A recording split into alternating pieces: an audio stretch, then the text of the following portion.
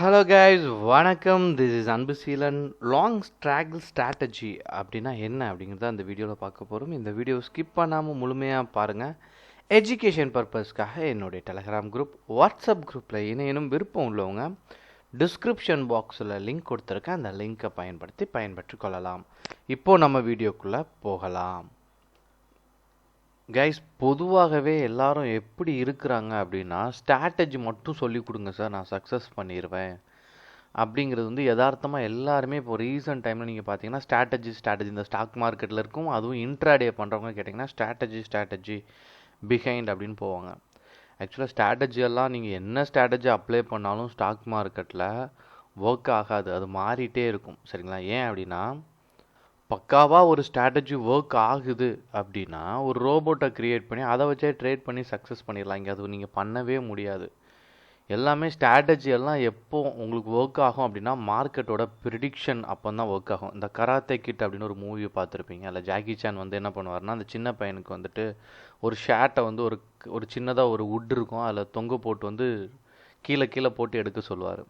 இந்த சின்ன பையனும் பண்ணிகிட்டே இருப்பான். அவன் ஒரு டைமில் டென்ஷன் ஆகி அது புரியாமல் இருப்பான். அப்புறம் ஜாக்கி சான் வந்து அந்த ஸ்டெப்பை கரெக்டாக சொல்லுவார்.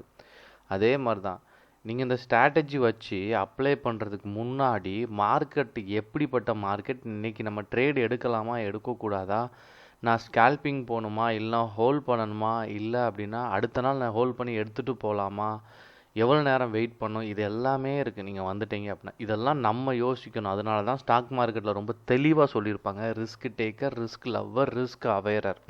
இந்த ரிஸ்க் லவ்வர் அப்படிங்கிறவங்க தான் மார்னிங் ட்ரேட் பண்ணுறவங்க. ஸோ மார்னிங் ட்ரேட் பண்ணுறவங்க இப்போ நான் சொல்லி கொடுக்குற இந்த யுத்தியை பயன்படுத்தி ட்ரேட் பண்ணணும். ஸோ லாங் ஸ்ட்ராகிள் ஆப்ஷன் ஸ்ட்ராட்டஜியை பொறுத்த மட்டும் இன்வால்வ் பையிங் எ கால். நம்ம என்ன பண்ண போகிறோம் அப்படின்னா ஒரு கால் ஆப்ஷனை பை பண்ண போகிறோம். என்ன அப்படின்னா அவுட் ஆஃப் த மணியில். சரிங்களா? அதே மாதிரி buying a put with a lower strike price. So புட்டுக்கு லோவர் ஸ்ட்ரைக் என்ன அர்த்தம்? அவுட் ஆஃப் த மணின்னு அர்த்தம். ஸோ ரெண்டுமே என்ன பண்ண போகிறோம் அப்படின்னா நம்ம சிம்பிளாக ஓடிஎம்மில் தான் நம்ம ட்ரேட் பண்ண போகிறோம். பட் ரெண்டுமே பை பண்ண போகிறோம். அப்போ ரெண்டுமே பை பண்ணால் சார் நியூட்ரல் தானே சார், ஒன்று மேலே ஏறும்போது ஒன்று கீழே இறங்கும், ஒன்று கீழே இறங்கும்போது இன்னொன்று மேலே ஏறும், நியூட்ரலில் தானே இருக்கும் அப்படின்னு நீங்கள் நினைப்பீங்க. எஸ், கரெக்ட் தான். பட் இதில் சக்ஸஸ் அப்படிங்கிறது எப்படி கொண்டு வரணும் அப்படின்னா கரெக்டாக பண்ணக்கூடிய விதத்தில் தான் இருக்குது. சரிங்களா? இப்போது மார்க்கெட்டை பொறுத்த மட்டும் இப்போ மார்க்கெட் மேலே ஏறுது, அதாவது நல்லா புரிஞ்சுக்கங்க, அண்டர்லைனிங் அசெட் அப்படின்னு ஒன்று உண்டு. நீங்கள் ஆப்ஷன் வந்தீங்கன்னா நீங்கள் பேங்க் நிஃப்டியில் தான் டெக்னிக்கல் அனலைசிஸ் பண்ணணும். அதே மாதிரி என்ன பண்ணணும் அப்படின்னா ஸ்டாக்கில் பண்ணுறீங்கன்னா இன்றைக்கி வந்து டாடா ஸ்டீலோ டாடா மோட்டார்ஸோ, சரிங்களா, என்ன மாதிரி எடுத்தாலும் அதில் டெக்னிக்கல் அனலைசிஸ் தான் பார்க்கணும், கான்ட்ராக்டில் பண்ணக்கூடாது. இப்போ மார்க்கெட் மேலே ஏறும் அப்படின்னு நீங்கள் நினைக்கிட்டீங்க, ப்ரிடிக்ஷன் பண்ணிட்டீங்க அப்படின்னா நீங்கள் ஃபஸ்ட்டு என்ன பண்ணோம் அப்படின்னா அவுட் ஆஃப் த மணிங்கிறது வந்து எதுக்கு அவுட் ஆஃப் த மணி யார் செலக்ட் பண்ணோம் அப்படின்னா என்ற ப்ரைஸ் ரொம்ப கம்மியாக இருக்குது அப்படிங்கிறவங்க தான் இந்த அவுட் ஆஃப் த மணியை போய் எடுப்பாங்க. ஏன்னா நீங்கள் அட் த மணியில் எடுத்தாலுமே, சரிங்களா, இன்னான மணியில் எடுத்தாலுமே இது ரெண்டுமே எப்படி இருக்கும், இந்த மணி அப்படின்னு சொல்லுவாங்க. சரிங்களா? அட் ப்ரெசென்ட்டில் இருக்கிறது அட் த மணி அப்படின்னு சொல்லுவாங்க. இது ரெண்டுலேயுமே நீங்கள் பண்ணுறீங்க அப்படின்னா ப்ரைஸ் கொஞ்சம் அதிகமாக தேவைப்படும். ஆனால் அவுட் ஆஃப் த மணி போனீங்கன்னா 2000 3000 இருந்தாலே உங்களால் ஒரு லாட் எடுக்க முடியும். ஆனால் இதுக்கு முழுக்க ஒரு நல்ல ப்ரிடிக்ஷன் தேவை. இந்த வீக் ஃபுல்லாக மார்க்கெட் நல்லா மேலே ஏறும் அப்படின்னு நீங்கள் நினச்சிங்கன்னா காலை பை பண்ணுங்கள். சரிங்களா? ஸோ என்ன ஆகும்னா நீங்கள் நினச்ச மாதிரி மார்க்கெட் மேலே ஏறி ஒரு ப்ராஃபிட்டை தரும். சரிங்களா? ஆனால் அது கொஞ்சம் ப்ராஃபிட்லேயே என்ன ஆகும், ரிவர்ஸ் ஆயிரும். இந்த ரிவர்ஸ் என்ன ஆகும், இப்படி மார்க்கெட் மேலே போயிட்டு இந்த ரிவர்ஸ் என்ன ஆகும், கொஞ்சம் தூரம் வந்துட்டு அகெயின் மேலே ஏறும். சரிங்களா?